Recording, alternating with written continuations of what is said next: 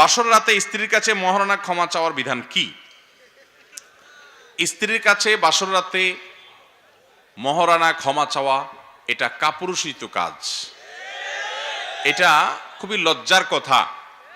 আপনি বাসর রাতে স্ত্রীর কাছে মহারণা মাপ চাওয়ার চাইতে আপনি বিয়ের আগে থালা নিয়ে রাস্তায় বসে মানুষের কাছে যদি আপনি একটা কাগজ লেখা ভিক্ষা করেন যে আমার মোহর দেওয়ার টাকা নাই, বোর কাছে মাপ চেয়ে ছোট হওয়ার চাইতে বরং আপনারা আমাকে কিছু আল্লাহর হস্তে দেন, এটা বরং বেটার।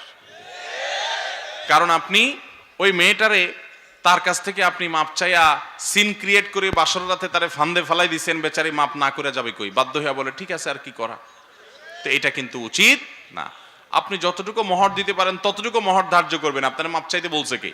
বাঘের বাচ্চার মতো বলবেন যে আমি মোহর আমি কম দেবো, এত আমি দিতে পারবো না। ওই মজলিসে বসে বাহাদুরি জাহির করেন, হ্যাঁ লেখেন 10 লাখ 20 লাখ 30 লাখ, আর দিকে তলে তলে বোরকা যায় মাপ চান। এটা খুব ছোট কথা, এটা ছোট লোকই, এটা করা উচিত না। যতটুকু সামর্থ্য আছে ততটুকু মোহর ধরবেন।